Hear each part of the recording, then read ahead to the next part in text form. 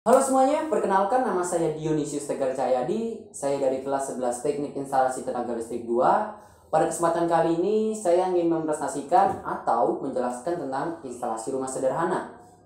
Nah, berikut adalah layout rumah dan wiring diagram dari layout rumah ini. Sebelum ke penginstalasian, kita harus tahu dulu nih, komponen pengendali apa dan komponen pengaman apa yang mau kita gunakan. Untuk komponen pengaman, saya menggunakan MCB. MCB ini berfungsi buat apa sih?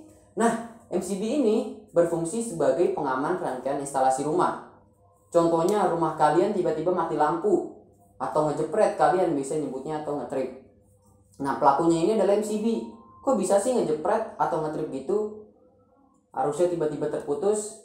Nah, itu karena adanya daya yang digunakan secara berlebihan. Untuk komponen pengendali, saya menggunakan saklar. Nah, saklar ini berfungsi untuk mengendalikan mati dan nyalanya lampu. Untuk komponen pengendali yang kedua, saya menggunakan fotosel. Nah, fotosel ini sebagai pengendali yang tugasnya sama seperti saklar, yaitu sebagai pengendali mati dan nyalanya lampu. Hanya saja fotosel ini bekerja secara otomatis. Jadi, ketika fotosel ini mendapatkan cahaya, dia akan memutus arus ke lampu. Jika dia tidak mendapatkan cahaya, maka dia akan mengalirkan arus ke lampu. Simpelnya, fotosel ini akan mengaktifkan lampu jika malam dan akan otomatis mematikan lampu jika sudah siang. Nah, sebelum ke penginstalasian atau gambar wiringnya, supaya tidak bingung, kita harus tahu dulu nih maksud dari gambar tersebut. Untuk yang seperti simbol X itu sebagai lampu. Untuk lingkaran yang di dalamnya ada X di dalamnya, nah itu sebagai lampu taman. Untuk lampu TL ditandai dengan persegi panjang yang kecil. Lampu TL itu apaan sih? Nah, lampu TL ini biasanya digunakan untuk gedung-gedung. Untuk gedung-gedung yang bertingkat. Lampunya itu kecil dan panjang, bentuknya tabung. Nah, ini adalah gambar wiring. Ini adalah tanda atau simbol wiring dari saklar ganda. Dan berikutnya adalah stop kontak yang bentuknya hampir sama seperti gambar wiring saklar ganda, hanya saja dia hanya memiliki 3 lubang.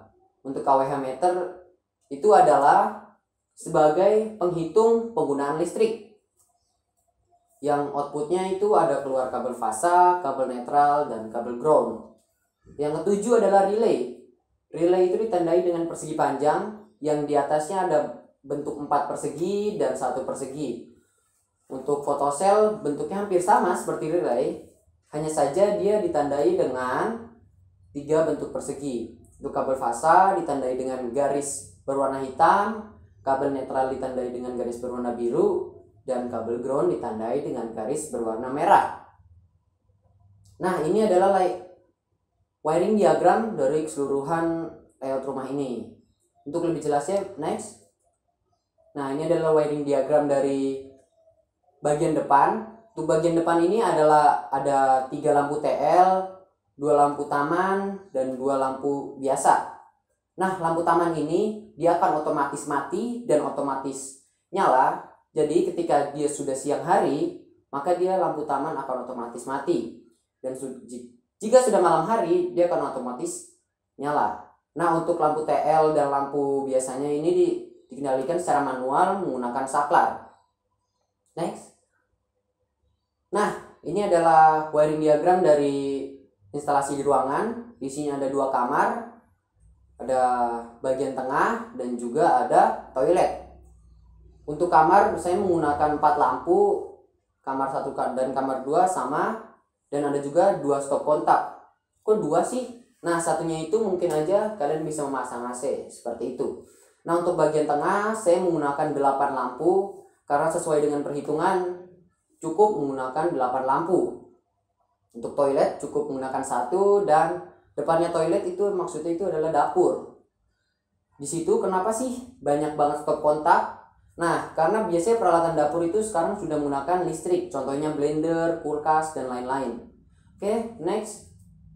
Nah, ini adalah bagian belakang dari rumah. Ini ceritanya itu sebagai area cuci jemur. Di sini hanya ada 2 lampu TL dan fotosel sebagai pengendalinya. Sama seperti lampu taman tadi, jika sudah siang dia akan otomatis mati, dan jika sudah malam dia akan otomatis nyala. Jadi untuk penginstalasian rumah kita harus tahu dulu, yang pertama panjang dan lebar dari rumah tersebut, yang kedua panjang dan lebar dari ruangan-ruangan yang ada di rumah tersebut, ketiga kita harus pikirkan juga komponen pengaman apa dan komponen pengendali apa yang akan kita gunakan. Baru deh kita gambar wiring diagram penginstalasian rumah tersebut dengan detail, lengkap, dan jelas. Kemudian baru kita praktekkan ke rumahnya langsung. Seperti itu. Berikut adalah presentasi mengenai instalasi rumah sederhana.